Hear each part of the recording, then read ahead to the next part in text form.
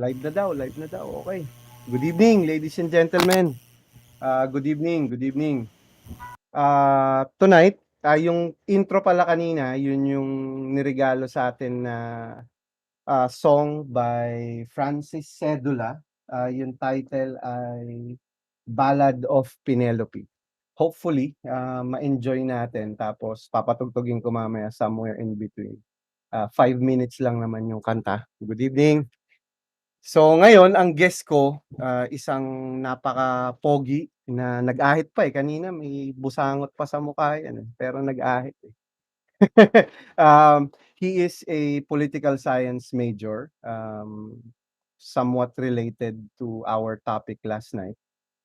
We're not dwelling on politics tonight. We're just getting his input on the situation and on the subject. And hopefully, we can find out more about this very handsome and lovely young man. He is my brother from my mother, not from another mother.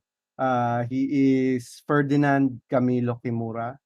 And here we go. Yun, no? Good evening ka muna. Good evening ka muna. You know.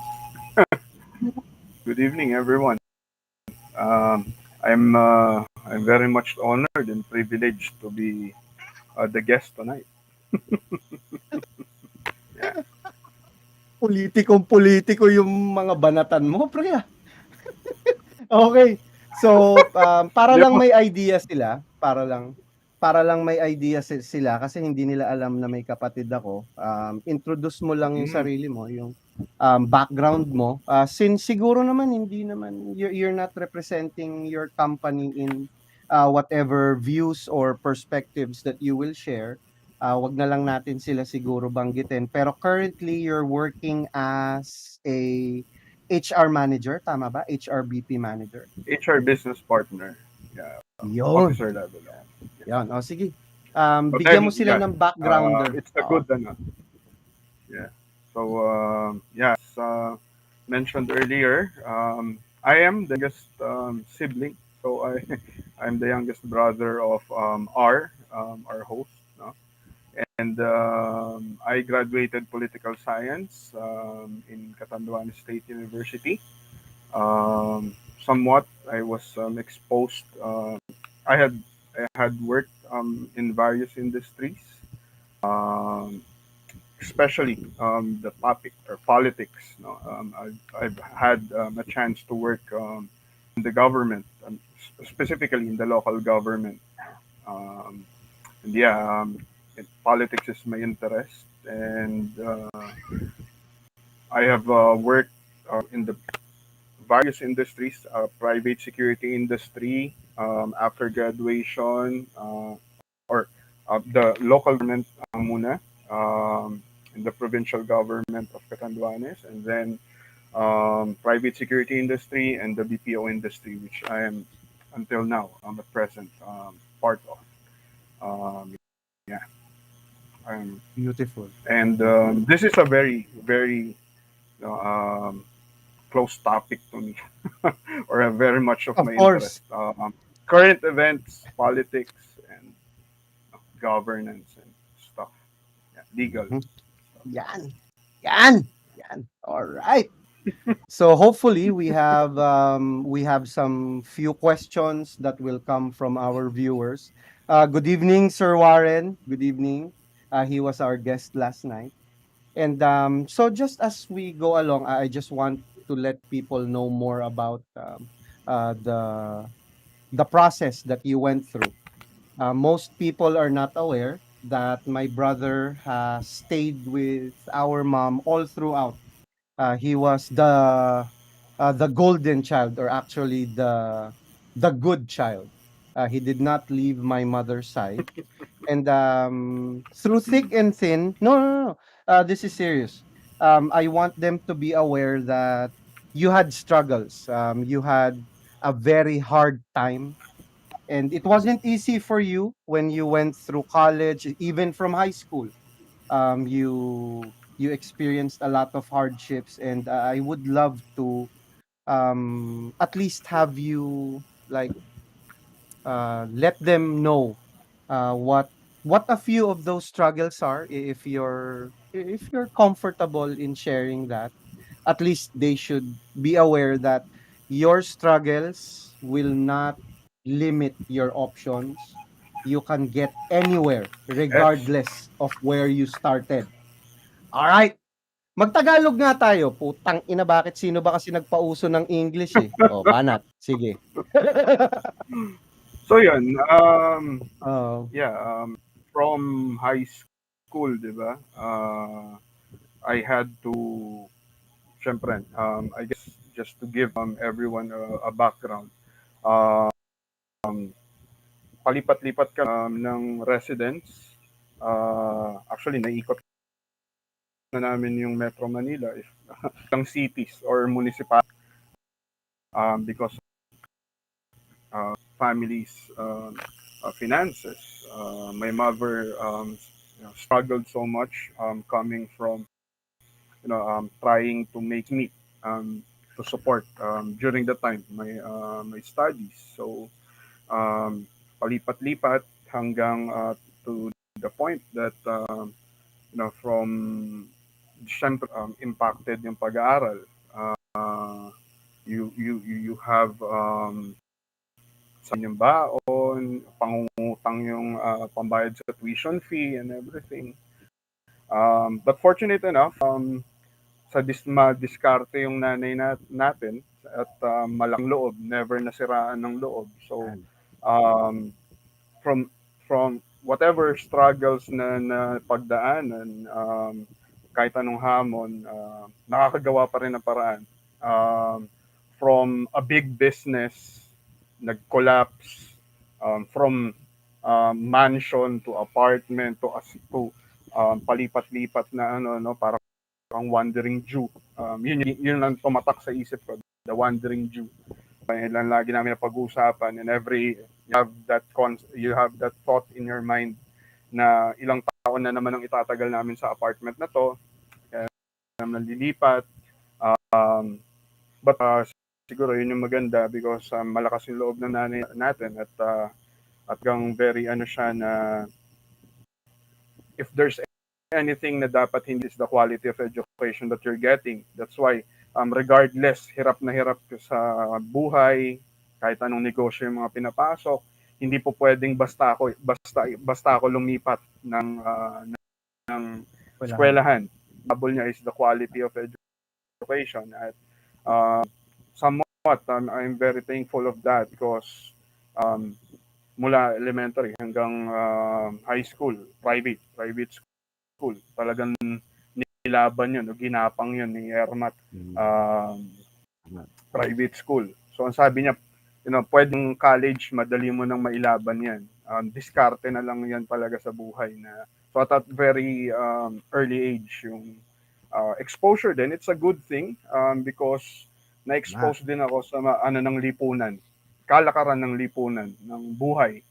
No? So paano paano mag strive sa hamon ng buhay everyday. So from Makisama.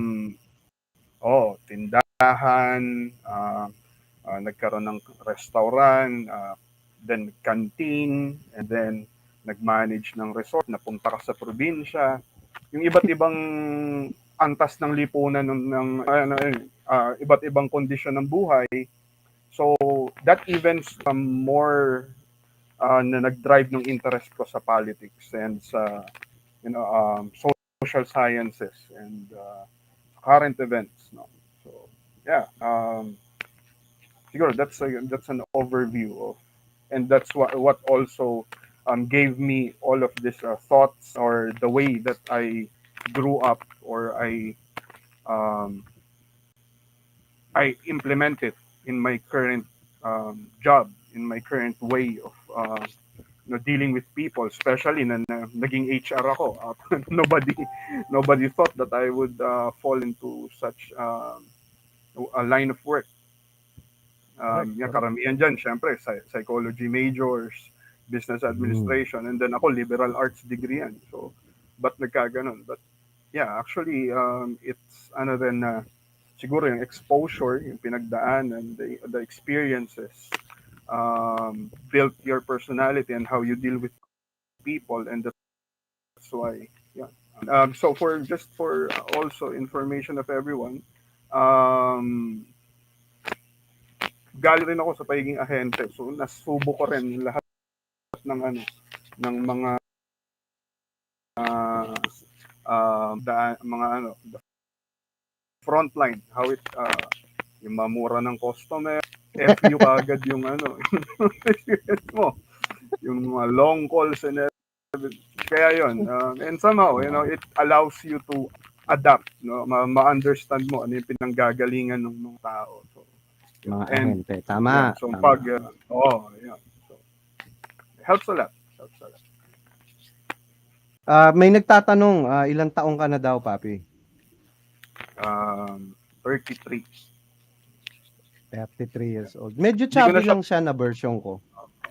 hindi ko na makantawan yung kuya ko kasi wala na rin ako sa kalendaryo, lumagpas na ako sa kalendaryo. Dati yun yung So pangansaw yun, ko sa so bago ka para aware lang din sila. Bago ka nag-call center, syempre bago kayo bumalik ng Manila, punta muna tayo ng way back, nagtrabaho ka ng fast food, di ba?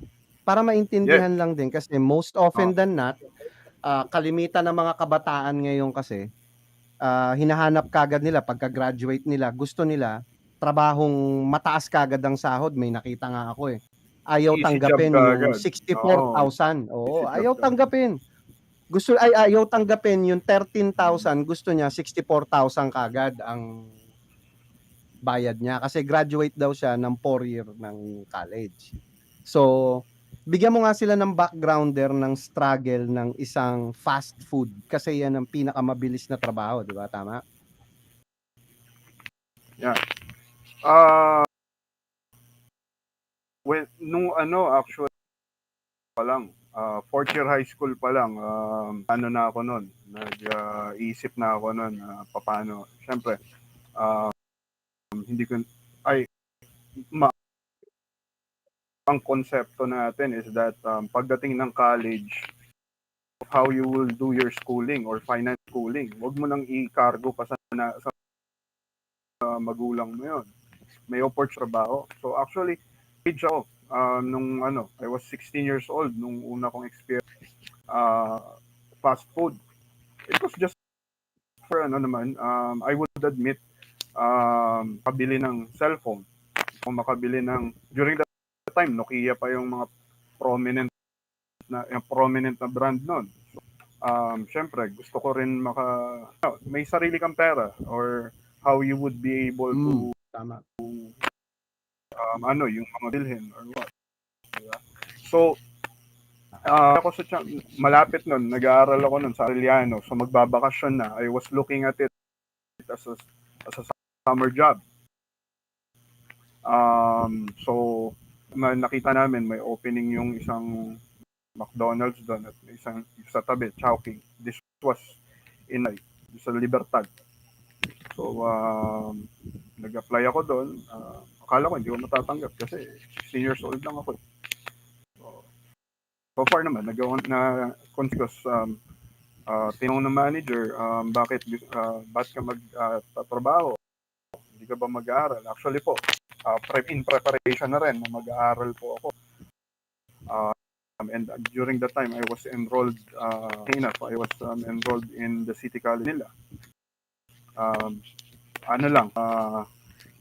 Disclaimer lang, hindi ako gumraduate doon.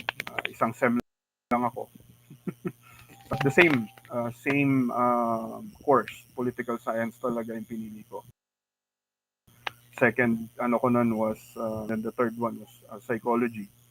But, political science talaga yung primary course na gusto ko. During that time, ang preference talaga ng fast food is yung mga working students. Yung nga, may 4 hours lang yung duty nun. Sa availability pa nung schedule mo. So, ang kagandahan, yung branch na napuntahan ko was may graveyard for hours. And then eventually when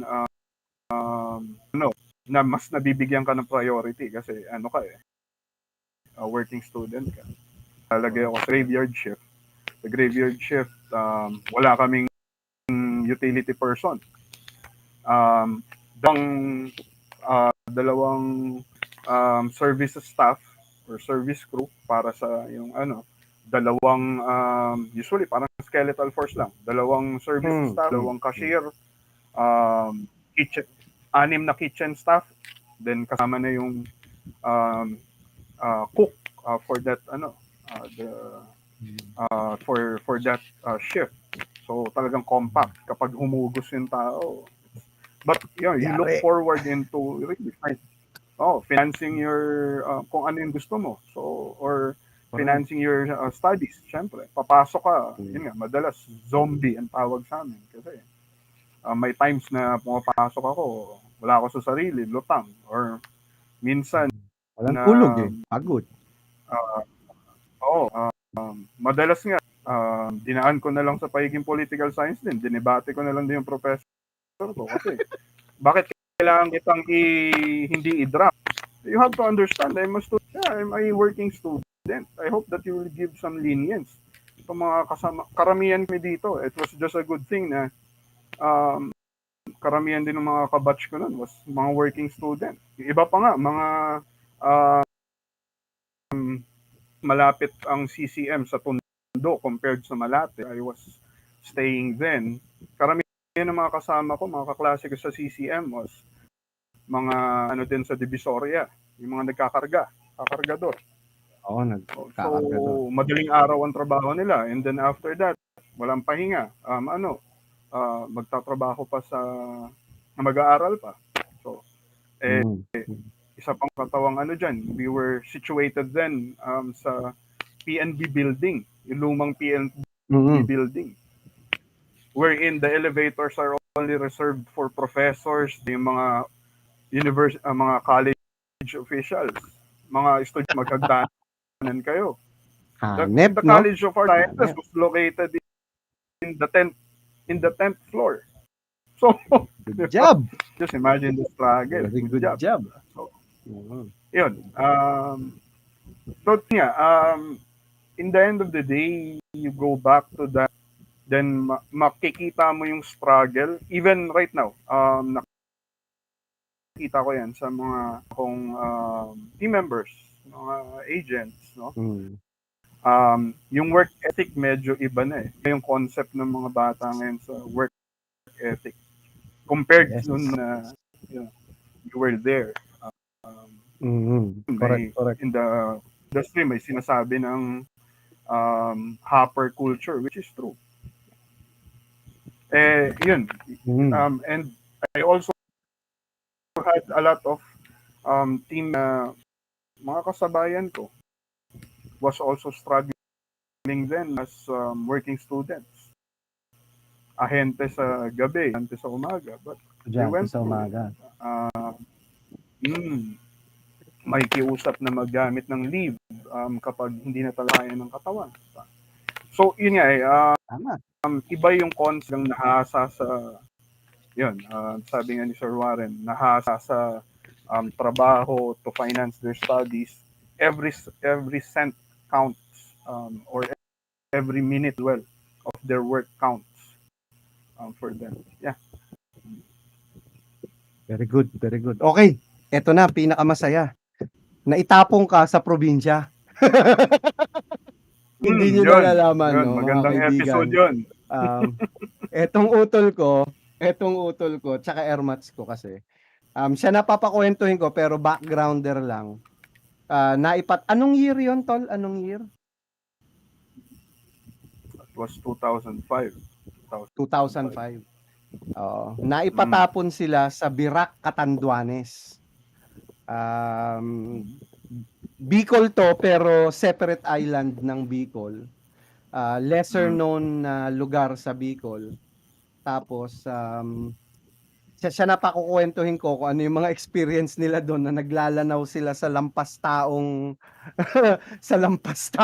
mga damo? Hindi, talahib, no? Talahib. Okay. O, banat, Oo. banat. So, ayun, magandang episode yan talaga, binabalikan ko yan. I'll just leave the reasons, no? So 2005, during the time nag-stop ako sa aral. Uh, Honestly po, no, maaga rin ako naglandi. So uh, during that time I was stop studying, nakipag-live-in ako sa girlfriend ko din. Then airmats ko siguro, way of ano na rin niya yun, of ano na rin niya na mabawi niya ako. So, samahan mo, pupunta ako ng Bicol. May titingnan akong ano doon, may i-assess akong resort. Kasi yung mother namin, may kaibigan na Taiwanese businessman. So, ayun, mahilig mamili ng properties. And then, papamanage lang niya kani-kanino. So, regardless kung kumikita yung property or what, paano lang niya. Kasi ginagamit lang niyang parang ano nung company niya, no, nung kanyang holding firm, parang investment for future assets, yon. So regardless whether it's a non-performing asset or hindi generate ng funds, okay lang, tenga mo lang yan dyan. So madalit sabi, yung mother namin, sinabihan ako, samahan mo ko dun sa Bicol. Gano'ng katagal? Ako naman, gano'ng katagal? Ano lang, mga 1 week siguro or the least 2 weeks. Titingnan lang natin, cool pa yung resort, ano lang status, kung anong mga repair kailangan doon, ano ng property, ng mga tao. Then babalik na tayo Maynila. So ako naman, in good faith, sige, pagbigyan na lang din. Purong ka ng konti, pre, wala ka sa frame. Purong ka ng konti. Purong kang konti, wala ka sa frame. Purong kang konti. Yan. Hindi nila nakikita yung kapugian mo eh. Yan. Banat. Madalit sabi, ayun na nga, napasubo na. So, sumama ako, sige, 1 week lang naman. So, pinagbigyan natin. You know, the 2 weeks became like, that became how many years? 6 years, actually. 6 na taon. So, yung 2 weeks na sinabi ng mother namin, naging 6 years. Kasi, when she went home sa Manila, ako naiwan was eventually doon ako nag-portion ng stock for college. So, yeah. Manage namin yung resort, and then after that, it was without our knowledge, pala sa Central Bank. So, na-foreclose ng Central Bank. Sinangla pala nung ginamit na collateral in a loan. So, na-foreclose ni Central Bank. Pinabayaan lang naman kami ni Central Bank, inyo yung management ng resort. And then, sinabi while we were managing there, the resort, ba't di ka na lang dito mag-study? Ba't hindi continue yung pag-aaral mo? So, eventually, I studied in the state university doon. It was still known as state colleges noon, Catanduanes State Colleges. And then, yes, I pursued my political science studies doon. And then, while simultaneously helping my mom, our mom managing the resort, then eventually the resort was foreclosed, up for bidding, nag-change management, pumasok yung firm ng naging future governor province. He was still there with his business then. Sila yung nag-take over. We were absorbed. We continued our management of the resort until the point that our mom retired, umuwi sa Manila. to undergo operation. So I was left there because I was still studying. Ayun, solo flight na ako doon. I was left there. So from Manila boy, naging naging parang adopted na ako, islander na ako. So, yun. Ang duwanon, hanep. There was a point then Okay. when I was nung mga first few weeks nung mating kami doon sa resort. Funny funny episode yun kasi ako yung driver ng resort. Sabi ko, pare, meron bang dito? May Jollibee ba dito? Oo, meron. May Jollibee dito. Bang mall dito? Oo, merong mall dito. Anong nightlife dito? Meron din dito. Meron yan. So, and then eventually, ang pagdating namin doon, nung medyo ka na doon sa area, eventually biglang sabi ko, saan dito yung Jollibee? Turo niya sa akin is wala pang Jollibee talaga na store doon. Yung lang, yung parang mobile store ng Jollibee. Kasi inaangkat pa nga yung product from the main. So, okay. Literally okay. Jollibee nga naman siya. Okay. Jollibee nga naman. Asan yung mall dito? Tinuro sa akin is yung bazaar. Ayan ang pinaka-mall dito. Okay. Meron bang sinihan dito? So, tinuro sa akin is yung na kasi yung sinihan dito eh. Ang mga ilang taon na rin yung dito. Nasara. It was yung mga dating na sinara because dumami na nga yung CD at VCD, mga DVD na pirated. So nalugi na daw yung Sabi ko, saan naman ang nightlife nyo dito? Meron naman doon, may Sea Breeze na restaurant doon. Pero yun nga, as good as it is just may video okay, may but no disco, no literal na and na culture shock ako because 5 p.m. sarado na yung mga tindahan, establishment, lahat dun sa bayan or dun sa town proper. Then walang ibang means of sakayan kundi tricycle. So lumagpas ng alas 6 doon at nandun ka pa sa bayan, malayo yung for example, yun nga, yung sa location ng resort, chamba ka. Maghanap ka ng street. Kung wala kang pera, lakad. Umpisahan mo nang magdasal at the same time. So that's 11 kilometers from the town proper. So, yun. Kaya ang ganda ng katawan mo nun, no? No? May six pack ka pa nun. No? Ngayon, isang malaking na lang, kaldero eh. Ang black na lang. But yeah. So ito, oo. Yeah. Para lang sila din, no? Nung nag-aaral ka na, ito para medyo masaya na, pasok tayo ngayon dun sa experience mo sa Catanduanes State University. Kwento mo sa kanila yung experience mo sa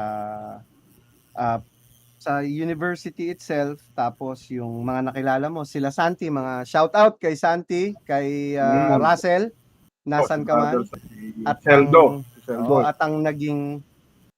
at ang naging mentor mo si Sir nawala sa isip ko yung pangalan tuloy. Si Sir Jerry, si Sir Jerry. Sir Jerry Rubio, yan. Yan, sige. Banat, kwento mo sa kanila ang newspaper mo.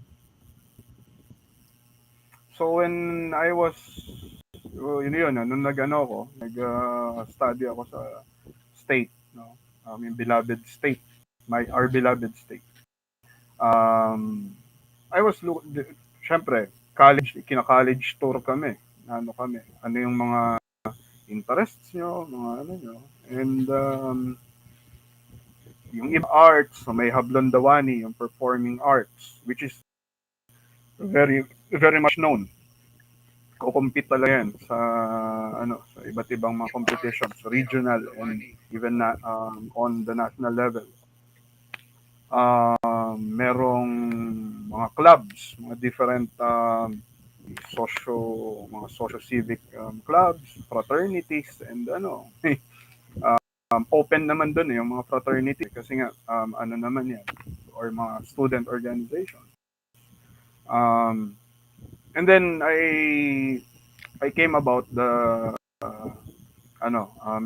yung student publication. So well, I was inclined with very much inclined with politics. Alam mo naman yun. Bakit?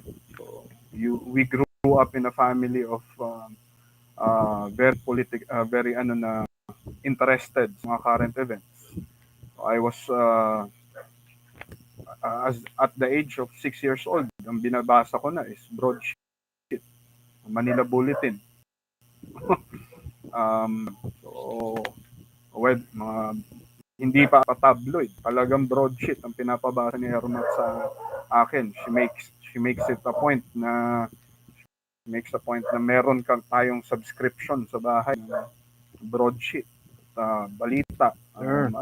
So, very and of course, hindi nawawala sa topic of conversation yan, yung whatever's happening in politics and current events. Kaya, diba?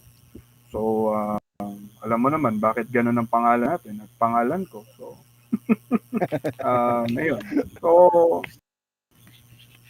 sabi ko, I'll try. I will give a shot at joining the student publication. Somewhat, meron konting sa pagsusulat, interest sa pagsusulat. At, so, I was lucky.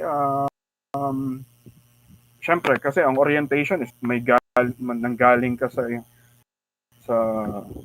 when you were in elementary, meron ka ng sa journalism background. So eventually I was able to pass the interview.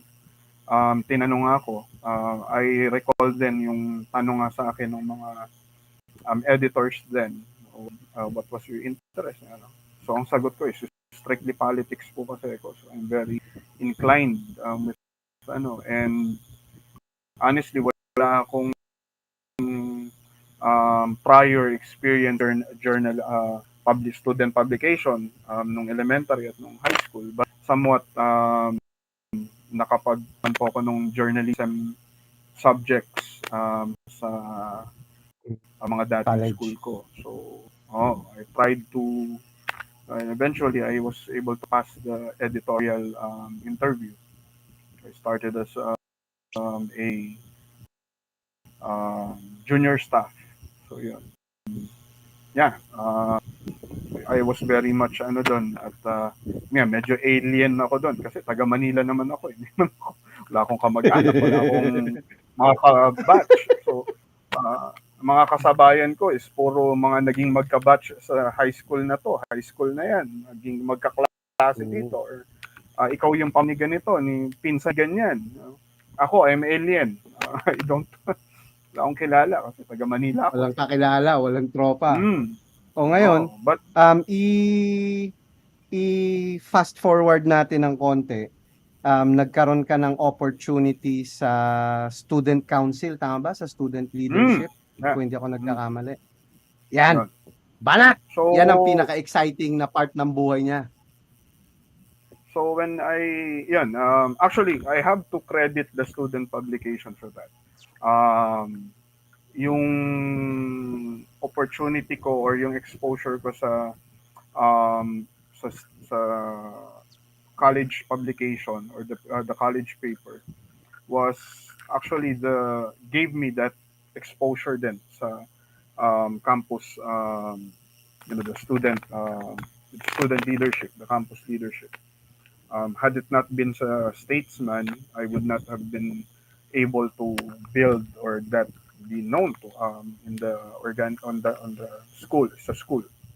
So syempre medyo naano ko sa pagsusulat mga articles, and medyo iba yung iba yung group of people that I joined, no? Yung CSC statesman, kumbaga parang gods yung mga kasama ko doon because talagang um, anong magsulat yon, mga talagang campus journalists at heart yan. Shout out kina Kuya Adem, kina Ate Mau, all of my previous senior editors then, no? Um, Whenever talagang yan ang nagga-garner palagi ng awards for the school in in all of the competition.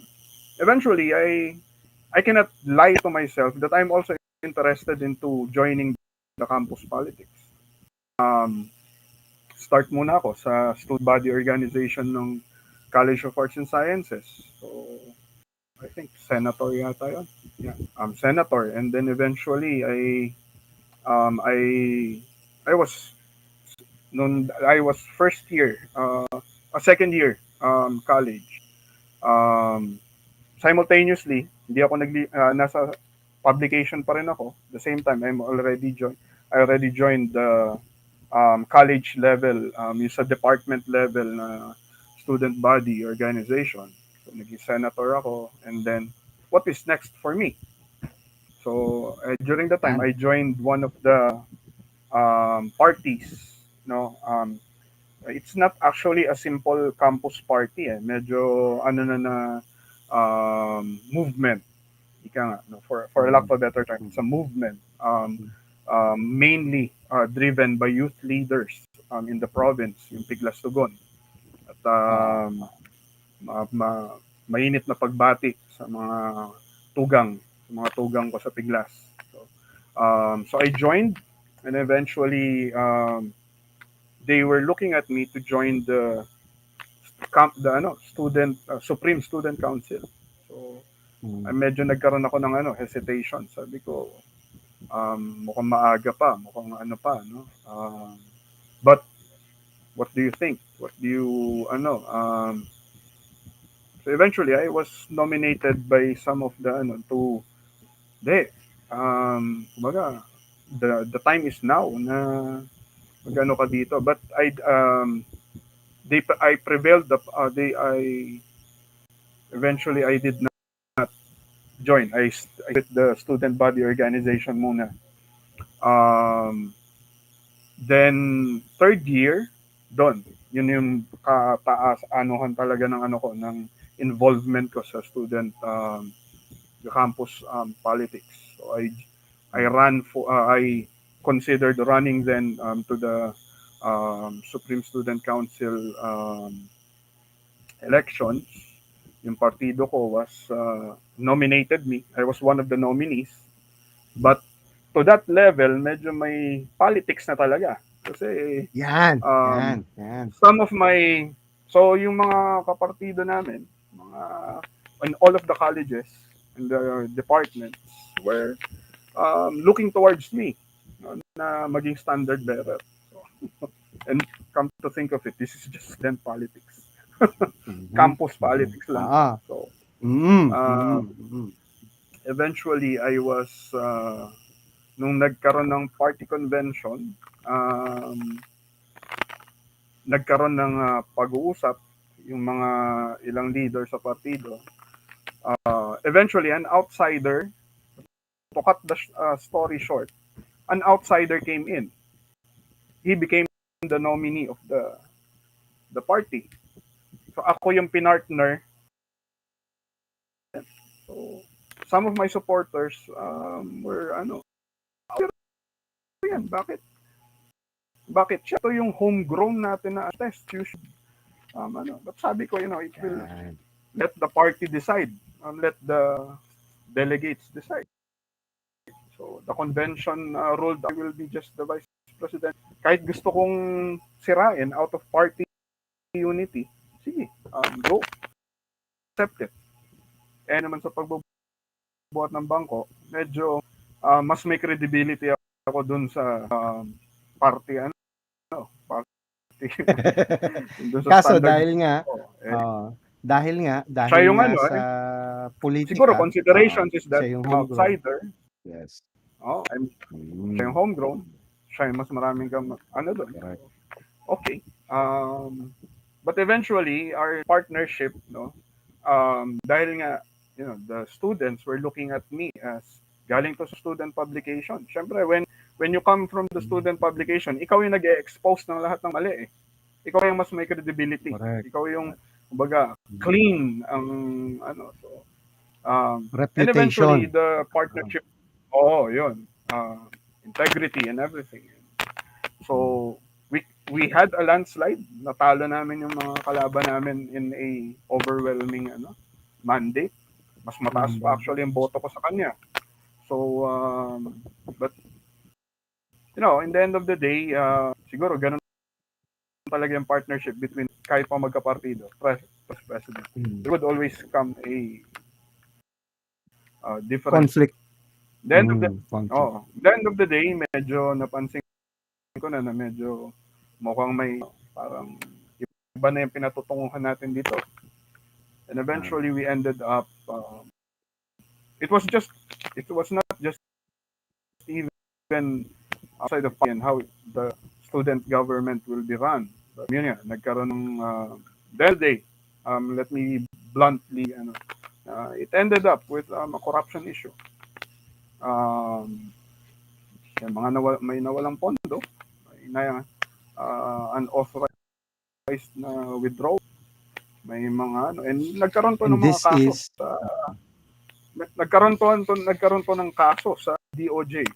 Talagang umabot sa piskalya. So there was yun nga, dahil medyo may background ako sa legal I even invoked that the student tribunal be convened. Kasi nga, this is something very critical, very so okay. the end Dali of lang the day, Ramin ko lang. Wait lang. Unpack lang natin sa mga nanonood, if ever mapapanood nyo to after or during this live, please intindihin nyo to na as early as college, high school, as early as these situations come, politics is number one, tribal. Second, politics is corruption. Politics becomes corrupted as early as high school and college. Yes. Okay? So, we should be looking at this very closely. Kaya siya yung in-invite ko eh. Kasi there are certain degrees of similarity from high school, college, up to the current level of political involvement. And there are, again, similarities in what transpires. People get corrupted along the way if you do not have yung mga integral ingredients nga na sinasabi natin. Yun yung pinag-uusapan natin lagi dito sa channel na to. What you should be developing, what should be looking for, and what you should be harnessing in yourself. Okay, Banat ulit. Sorry, kailangan lang kasi ipaliwanag natin yun. Yeah. Okay. And I Banat, appreciate that tuloy. na lagyan natin ng konteksto. Kasi, down to that very early levels, I was shocked because we're speaking about like 100,000 pesos amount, or leading to that. So, medyo maano ka kasi this at an early and that level. And to note, this is not just that yung partner ko na yon, yung naging katandem ko na yon. It was not the first case. There was precedents. And come to think of it, that is Supreme Student Council. Student at an early level. There was also mababanggit ko lang to, no. Nakasabay na mga transactions and sa in the area. Doon ko nakita first hand SK chairman nung nagpapa-repair ng bumili na second hand na na PC. Alam naman natin refurbished. So actual cost is like 8,000. for a whole pack. Then, sabi, sir, lagay mo na lang, ano na lang sa resibo ha, ganito, ganyan. Eventually, the receipt showed up as 15,000. So, magkano yung pinatong doon, di ba? More than 50% ng actual ano. So, at ang level of governance. Governance. Anyway, Putang ina kayo. SK level yun. So, sangguniang kabataan. So, there goes kabataan ng Pag-asa ng Bayan. There it goes. Ironically. There you go. So, there you go. yun. There you go. Yeah. So, eventually, nagkaroon to ng kaso, nagkaroon to ng ano, nagkasiraan talaga totally. I had to my co-officers a impeachment complaint against the president. Nagkaisa kami na ano talaga, umabot sa student tribunal and everything.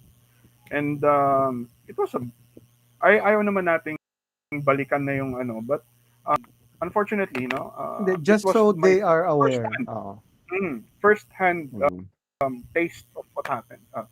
Corrupt face or the consequences of it. And yeah, ultimo remedyo, so I had to assume being the president of the student council in an acting capacity, I had to take over from him. He eventually left. That also had consequences on me because syempre, ang impression ng student body, ng student population, magkapartido kayo eh. O, Bakit di ba, kayo vice president nag-aaway? ka niya? Buti kung ganun lang. No? Buti kung ganun lang. But the thing is, so we had to rebuild the integrity of the student council. We had to, no, we will change things. We'll have to set things right. So we had changed, nirevisit din. Ano yung existing constitution and maraming loophole. Nilagyan natin ng, we had to, had amendments. Nilagyan namin ng auditing mechanism.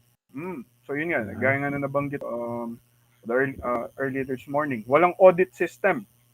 So ang sabi ko, meron namang independent body na dapat nag-audit niyan. So I involved the other independent student body organizations. We had a chapter of the JP in the school. So in-involve ko sila na dapat ang mga taga-JP ang externally mag-audit nito bilang independent dapat. Third at party. The same time, third party. And then sa pagdating sa budgeting, dapat lahat merong legislative act dumadaan sa legislative body ng student government. Natin yan. And then syempre because of the changes, we'll have an assembly, i-present ito sa student body for approval. So just like a microism of the micro level of government, you have to present it, body will have to approve it in a democratic manner. Unfortunately, a lot of people took it against me kasi may provisions doon na para bigyan ng stability yung constitution, yung bagong constitution na ilalatag namin, merong transitory for 3 years.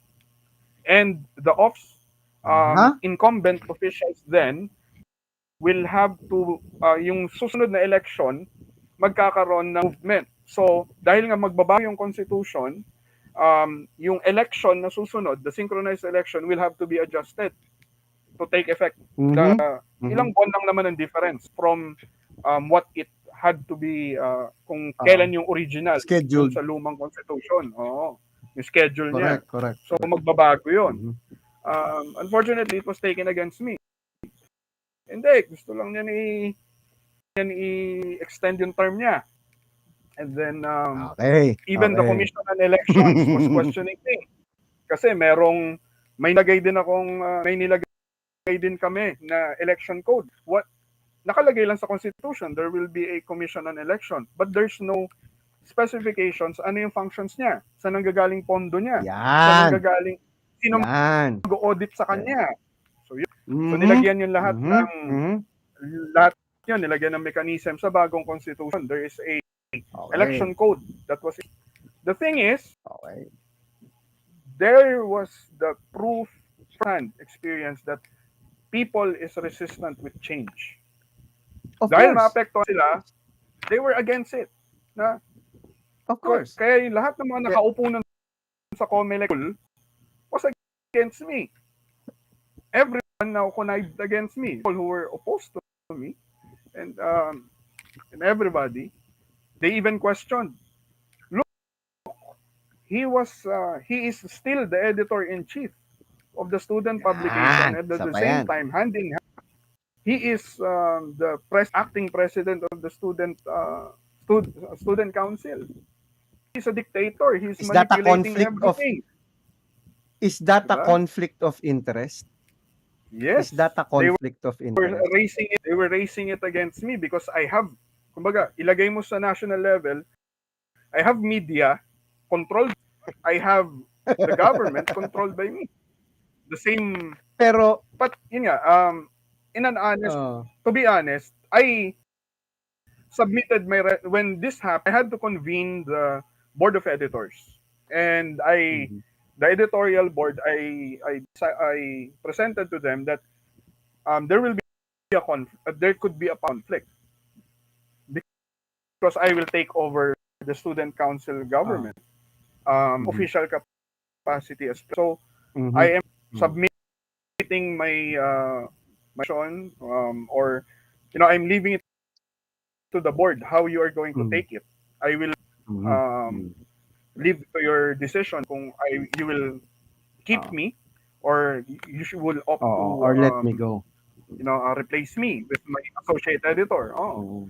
Unfortunately, the editorial board decided that hindi naman hiniling ng pagkakataon na hindi ka naman kumandidato para manalo as president. I was not elected to that position. It was just that It the just so situation happened, dictioned. I was elected circumstances. as vice Yes, president. circumstances. Yes, the Ah, circumstances demanded okay. that I assume. Sandali Mm. So that is Okay, sandali yeah. I-unpack lang natin para maintindihan lang nila again. Macrocosm kasi to eh. Macro ba? Micro? Microcosm ng situation on a larger. Gobyerno. Oo. So, atras tayo ng konti, zoom out tayo ng konti. There are certain decisions that occurs or circumstances, as you have mentioned, that occurs which not everyone is privy to. Tama? Yes. Yes. Okay. Now, majority of the people who are watching, listening, observing would only know a minute detail of a larger event. Tama? Yes. Okay. Wala naman sila dun sa So, board meeting nun. yan. Tama. For example. Tama. Okay. So, if this applies, let's say, number 1, balikan natin yung constitution ng eskwelahan. It was no longer working, yes? Yes. It allowed Okay. corruption or cases of corruption to thrive for consecutive Go incidents. unnoticed, tama? 'Di ba? Incident to go unnoticed and unpunished. Tama? Yes. Okay. So, does that reflect, kasi since nag-political science ka and you are a degree holder, mind you, excuse me lang po sa mga nanonood, no?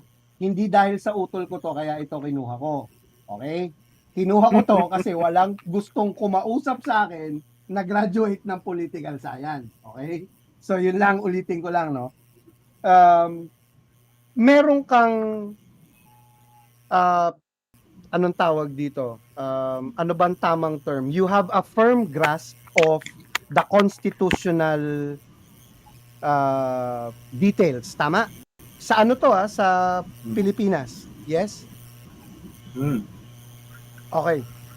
Yes. I-ano mo nga, bigyan mo nga kami ng konting idea kung meron ba tayong safeguards and provisions sa corruption? And is it effective? So, primary to have in the structure, nasa constitution pati yan, yung ating yung Commission on Audit, yung COA. The very reason na it's in existence to audit government funds, how it is spent. You do have itong RA, the code of conduct for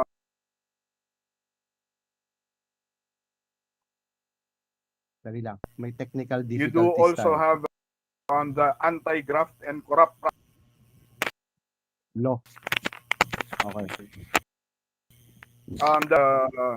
hello. Yun. Okay, Clear okay, na? okay, okay. Good, So good. you Anti-Graft and Corrupt Practices Act. Yan. We do have yung plunder law. Andyan yan. So, actually lahat yung tayo lang pati ang merong special court handling government corruption. So, Sandigan Bayan, yung Tanod Bayan. Yung ombudsman. Tayo lang, isa lang naman tayo may mga ganyang specific offices or functions dealing with government corruption. Which is highly kasi naka-integrate talaga siya sa constitution natin. Aside for the other independent laws or legislative acts in there. So andyan pa yan sa yung constitution natin mismo may mga specifications against corruption. We have to take cognizance. Allegedly it placed there as a reaction to what happened prior. Let us be, whether we'll have to recognize that this constitution that is prevailing currently, yung 1987 constitution natin, ay after EDSA, the restoration, the so-called restoration of democracy. And we put it in place, or it was enacted by a constitutional commission to ensure that all of what happened prior or from the preceding regime will no longer happen. The claimed what happened then will no longer primary corruption. Okay. So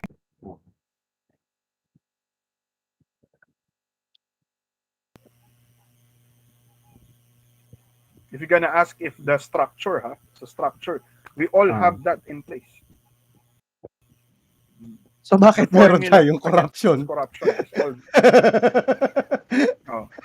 So bakit tayo meron? Yun ang nakakatawa doon because ironically, yun yung magandang dito, and very sa topic of conversation natin. If we are to look bakit may corruption, bakit bakit meron na tayong mga structure, meron na tayong mechanism to combat corruption. Is it the system? Is it the people? Para na lang din yan. Parang it's just like asking how we can we know what is good and evil. Diba? You know what's good, bad, but still, a lot of people, majority of the people will tend to do something that's bad. So, categorically, parang ganun lang din siya, yung corruption. No? It all starts with, yun nga, nabanggit ko nga kanina, as early as on the level of, on the level of student level. At a young age. Yung SK chairman na yun, di ba? Oo, di ba? Yun, yung student level. At the same time, etong mga nasa SK, it's a good example. There was there was a lot of proposals then na i-abolish na lang yan. Kasi, you're just breeding a new generation of corrupt officials. Exactly. Hindi naman lahat, no? But karamihan, Hindi yun nga, lahat. ayun yung irony nun na maraming corrupt na nasa ano. But let us go back first or konting slide back. Ano ba yung Mm, definition natin ng mm. corruption? Yan, So, manghihiram yan. lang ako ng konsepto or ng Sige, definition. So, the best please, definition that please. I could find is yung galing sa transparency.org, isang Mhm, NGO that deals with or has advocacy on fighting corruption. So, they define it as a form of dishonesty or a criminal offense which is undertaken by a person or an organization which is entrusted with a position of authority in order to acquire illicit benefits or abuse power that they were given for their own personal gain. Yan. So, in all of the definitions of corruption that I had, no, medyo connected talaga siya sa governance or people in power. Except for mhm, the other definition of corruption na yung pagiging corrupt nung isang body na eventually the decomposition mhm, mhm. a lack of ano no so yon, Better di ba? term. So Yes, yes.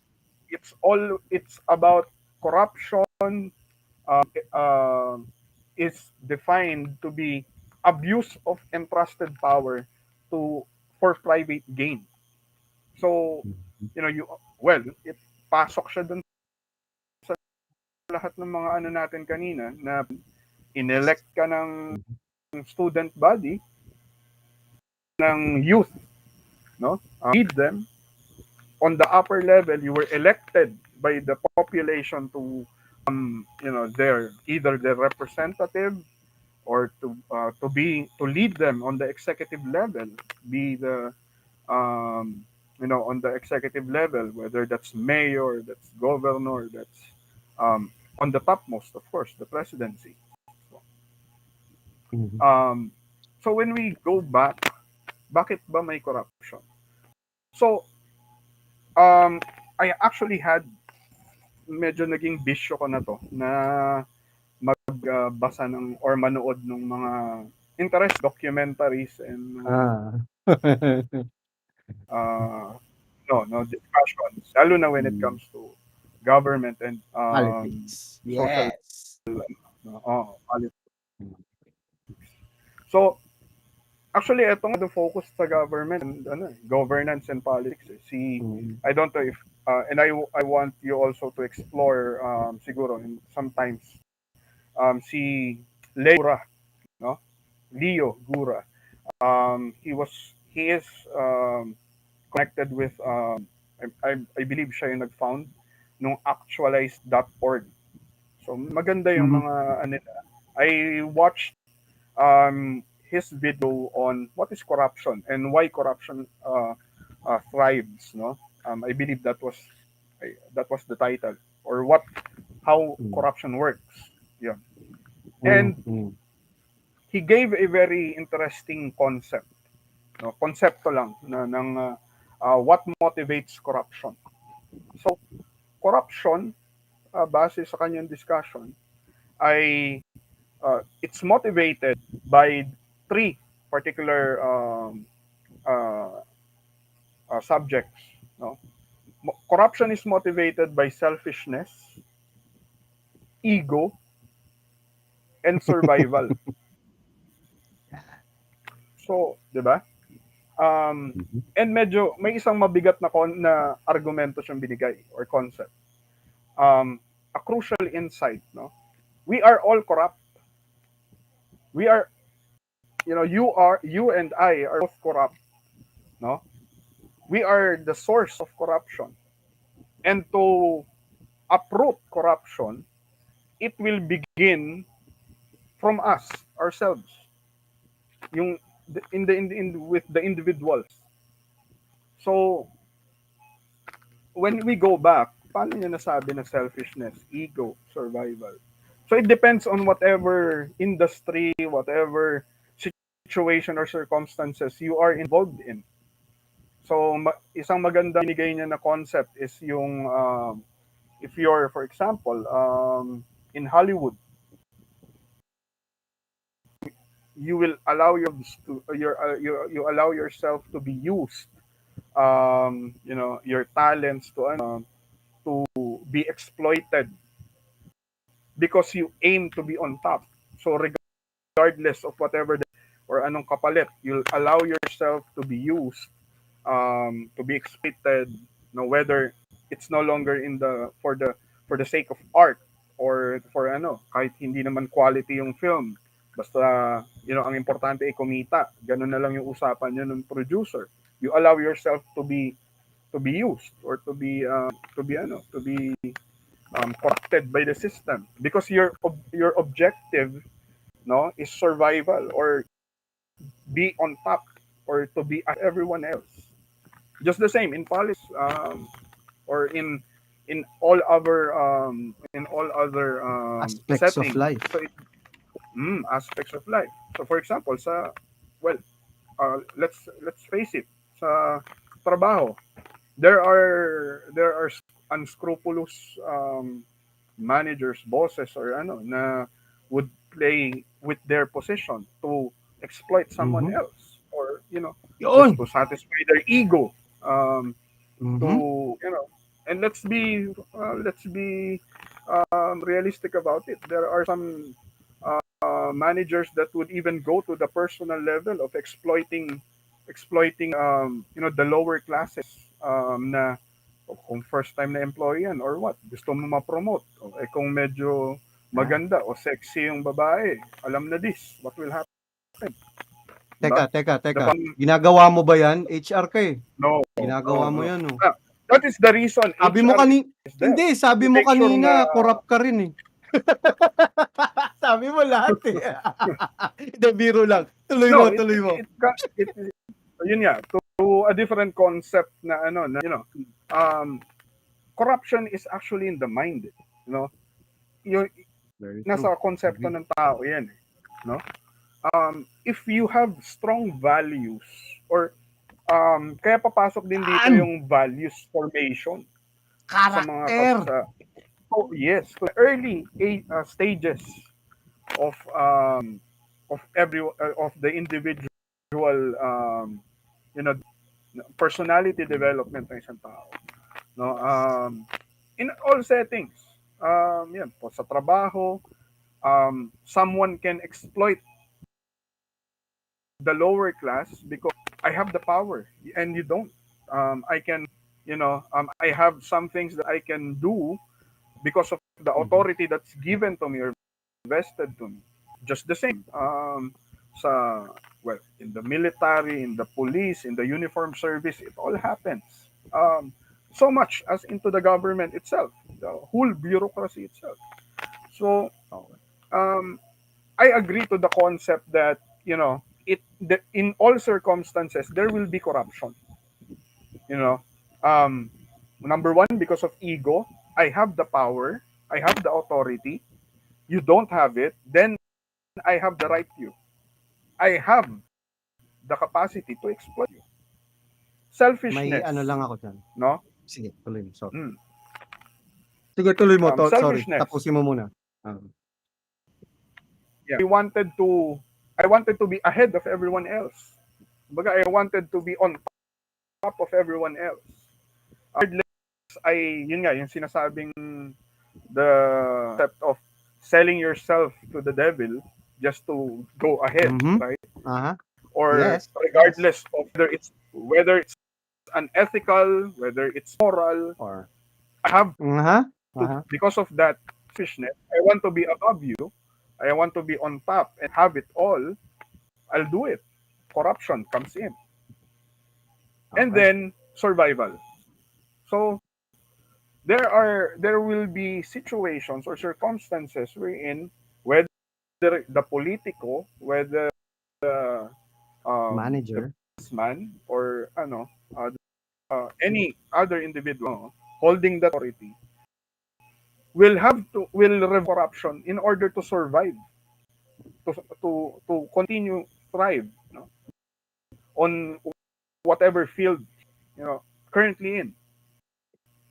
So regardless, you know what's right and wrong, you know what's good and evil, but the tendency Mhm. is that because of I need to survive, I have the concept that I need to be stay ahead of everyone else. I will then engage with corruption.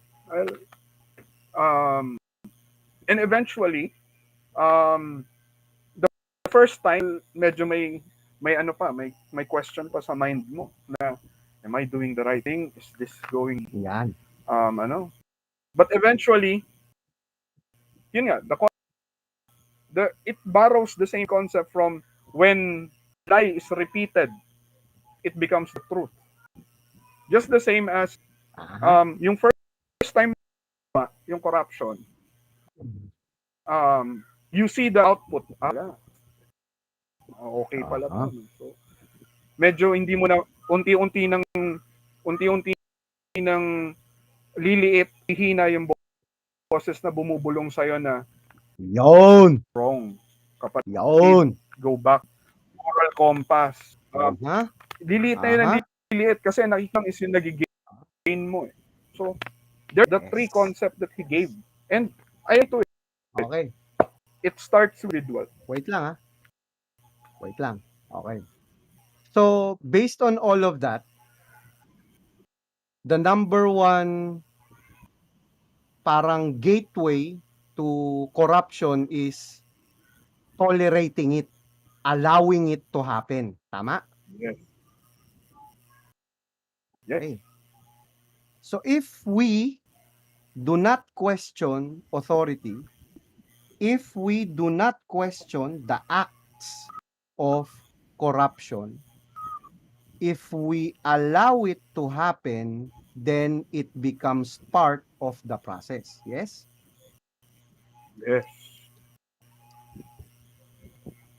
Can we Become um, a, yes. a part? You become an active participant Become in the complicit to it. process of yon, beautiful word, complicity. Okay. So, mga kaibigan, kung titignan natin, number one, if we tolerate corruption, it becomes part of the process. Second, if you become part of the process of corruption, you are complicit in any form. Tama? Tama, Tol? Yes. Yes. Can you still claim to use the victim card if you are complicit? Are you still a victim if you have allowed it to happen? Pardon me, I would say that that's pure hypocrisy. That's hypocrisy. You're gonna play the victim card. And that's why, honestly, that's the reason na mabubisit ka magbasa ng dyaryo ngayon. All of these people, so-called purists, the good mayors, terrorists, na as if wala silang bahid ng action or they are the only Okay. some people, no? Okay. So, hindi ka na biktima kapag ka inalaw mo to happen. Tangina mo, wag ka magrereklamo kasi pinayagan mo mangyari. Diba? Okay. So, sumunod doon, Yes. pwede ka magreklamo anytime, di ba? Let's say sa office setting. May manager na lumapit sa'yo, nag-o-offer sa'yo ng kahit bagay to get promoted, etc. You can complain, yes? Yes. Yes. Based on Ayun nga your ang ano dun knowledge eh. and understanding. Based on your knowledge and understanding of the law, does that apply also in politics, police, everything else. Yes, with of those mechanisms. Kaya nga makikita nyo lahat ng government offices, naka-mandate yung Citizens Charter. Merong officer of the day na nakaupo dyan sa na galing sa connected sa internal civil service office or unit of that particular office. We do have Um, our Civil Service Commission hotline. Andyan yan. Wait lang tol. I don't think Yung everyone's hindi ko lang sure kung lahat siguro aware dyan sa citizens mandate na yan. If you can just give them like an overview or at least let them be aware kung ano yung ibig sabihin nun. Kasi parang feeling ko hindi lahat ng tao aware dyan. Ano mm. yung citizens mandate and charter? Thank you. Banat.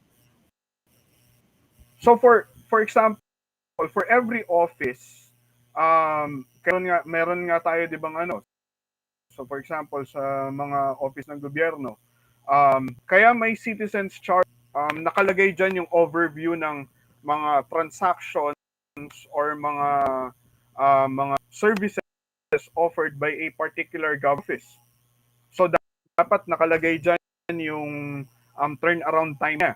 Gaano lang ba paano yung over ng process na pagdadaanan niya. So ganito yung expectations for example, pagkuha or pag-apply ng ganitong Mhm. permit. Yan, magandang niyan. The Mhm. ease of doing business. Okay. Meron yan dyan nakalagay na Mhm. overview na process flow kung sino yung mag-handle niyan, gaano katagal, ano yung expectations mo, Mhm. set expectations. Kung gaano katagal yung process, yung Mhm. mga pagdadaanan, magkano ang babaya, fees, Involved. and Oo. everything. Mm. Yes. Yan. So, mandato ng batas yan sa lahat ng government offices na mag-charter. And it also states na dapat merong to provide feedback for the lalo na kung merong or merong silang nakikitang possible hint of red tape, which is corrupt. And Mhm. yun nga, yung mga unnecessary na fees Mhm. na hindi naman officially na walang resibo. So, yun, citizens charter yan ng gobyerno natin. Nakaano yan sa supposedly anti-red tape mechanism pamahalaan. Kailan pa 'to tumatakbo pare? Ay tol, kailan pa? But well, Kailan pa? actually, Gaano ano na katagal yan, na yan tumatakbo? matagal nang naka-implement yan. So, I'm not just privy on when what was it undertaken, pero charter was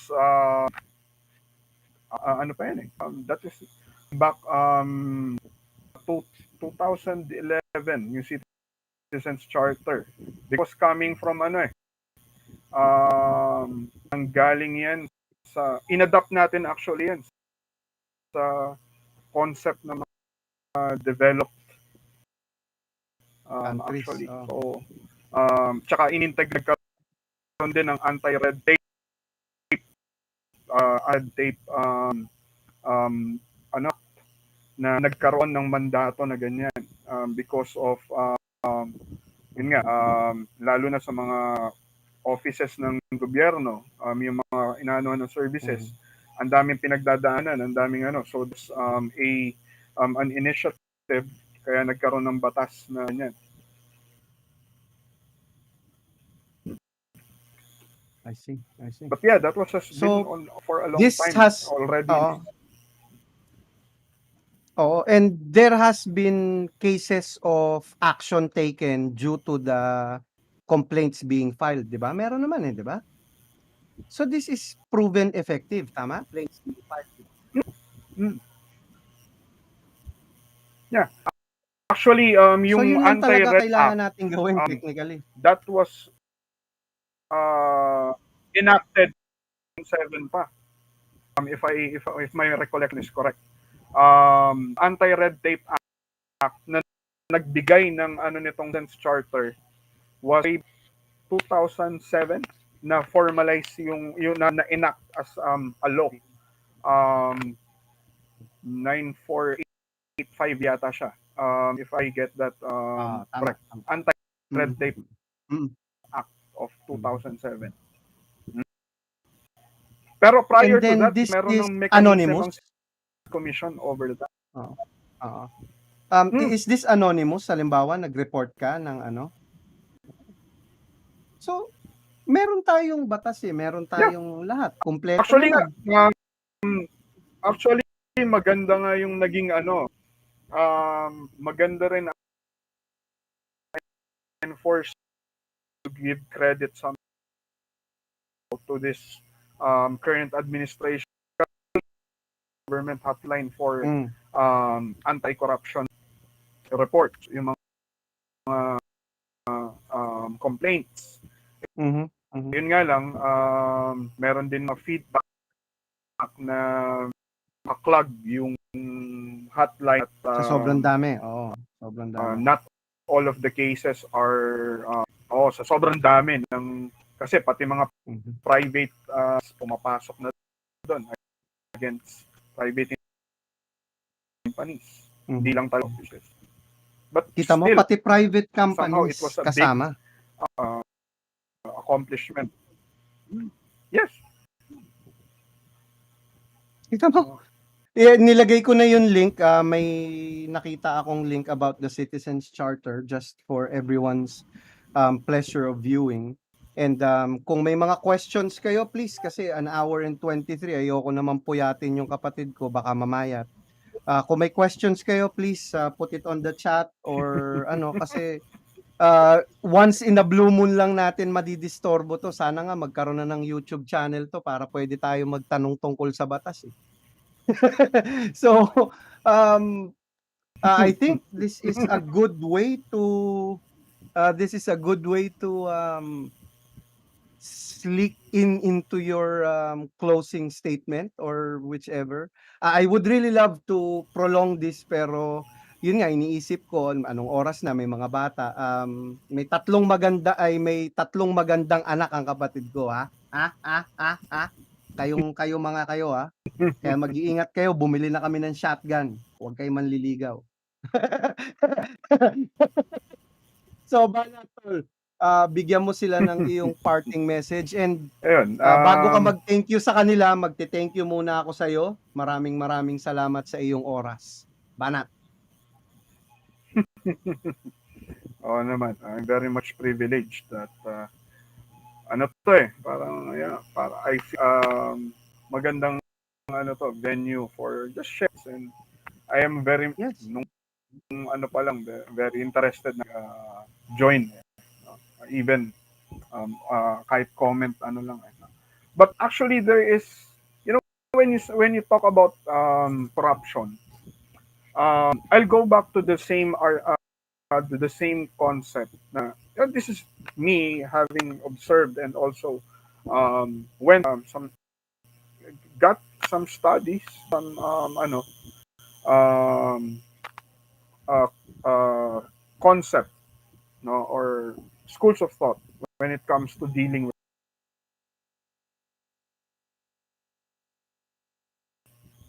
um, you know eliminate corruption. You cannot eliminate corruption because it's in the human mind. Corruption is a concept. For a lack of a better term, you'll close it. Corruption is a concept. No, it's driven by different norms and behaviors and factors. So, in as much kahit it's not about whose party is clean, whose party is when you put it into the on the political context, organizational concept, or a context or structure, andun at andun yan eh. I guess we have to go back to the basics, the values formation. Um, meron ngang isang study na nagsabi na beyond the formal rules, no, strong reference points can help explain why people might engage with corrupt practices, no? Yung reference point na ito, those are actually, it can be as broad as social norms, no? Attitudes, culture, belief, the traditions, and yung tinanggap na nilang konteksto of how to deal with life every day, no?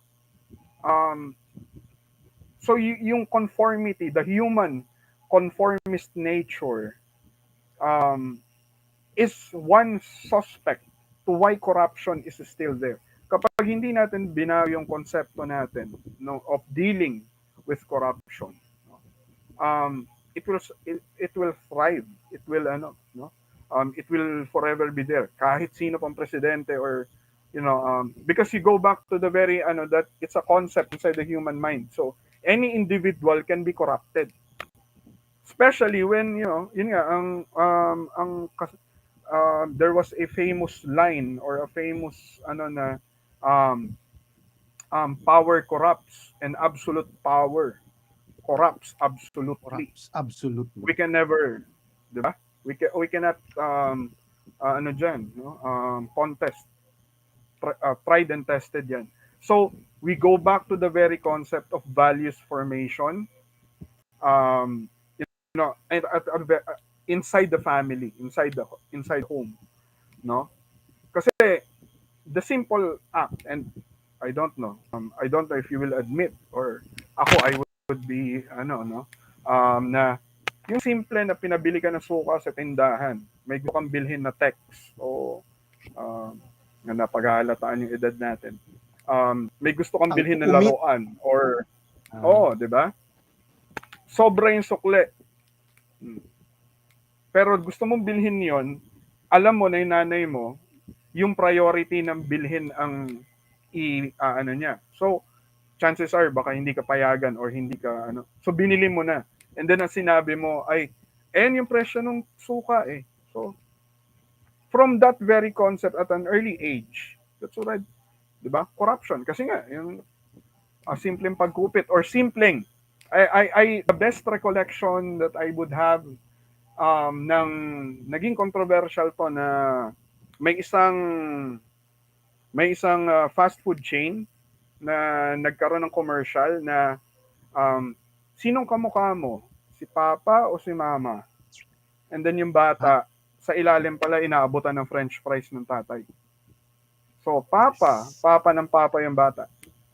At an early age, you're already engaging with bribery. So, bribery. Yung pagkukupit. No? And it's very sad, no, that ito reality bites. Yung educational system natin, for a lack of, for some people, some because of some egos, no, na nangibabaw, na they wanted to make our educational system aligned with the global standards. Tinanggal yung GMRC, inintegrate ko sa lahat ng mga individual subjects. And that was what year? Nung inadapt yung K-12, na nawala ang GMRC. Actually, as early as 2007 ata, Sadly. or 2005, Sadly. nawala yung GMRC. And then, now, had it not been siguro na naging si Duterte yung presidente, is karon bigla ulit ng law na minandate na ibalik yung GMRC. Well, also some good congressmen and senators came to that concept na, teka, balik natin to sa system natin. So, think about the generation that was yung generation ng students na walang GMRC, integrate them to the mature population eventually.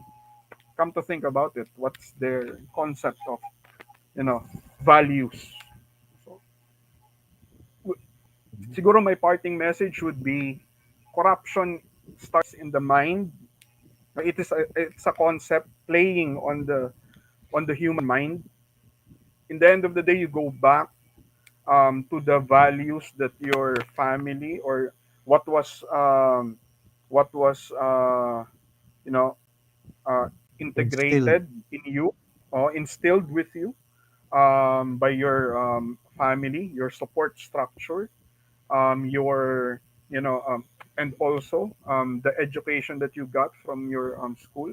Actually, values naman talaga sa bahay galing yan, eh, no? So Yes. hindi naman yan Yes. talaga sa school, eh. Yes, reinforced Mm. ng school, but it all starts at home. Early So formation. Yes. yes, the early formation of a human being. So Agree. if that 100%. particular person has that strong values formation, kahit pa expose mo yan sa corruption, he will always have that moral compass. No? And Boom! unfortunately, if we don't have that, just imagine what would be the generation of leaders that we will be having.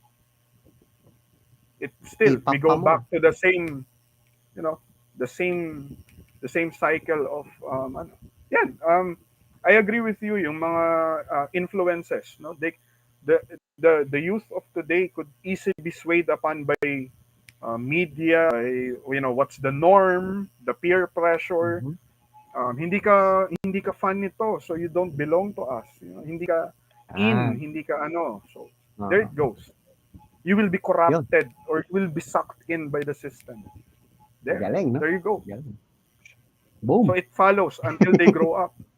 Ayun na, yun na Yes, yun. sir. Okay. Hashtag alam na Thank this. you. Thank you very much, tol. Okay. So, yun, maraming maraming salamat sa kapatid kong pogi. Sana magpapayat na para healthy na, para hindi na siya umiinom ng maintenance medicine, kabata-bata pa. So, yun, mga kapatid, sana po may natutunan tayo sa gabing ito. Maraming maraming salamat sa panonood at pakikinig.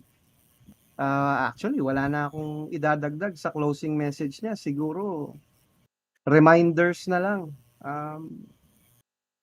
Sa bahay nagsisimula yung values, eh. Sa bahay nagsisimula lahat. Bakit nagkakaganito? Siguro, hindi naman ako sa nagmamalinis, no? Hindi ako malinis, marami akong libag, pati kaluluwa ko maraming mancha. Pero yun nga, it's never too late. I don't think there is a timeline for like my expiration date to change. I don't believe that. Everything is about the choices you make today for tomorrow, which corrects the past in some way, or at least makes up for your past. Let us not allow our children to be corrupted from a very early age. Let us remind them and instill in them and show them that there is a better choice every single time.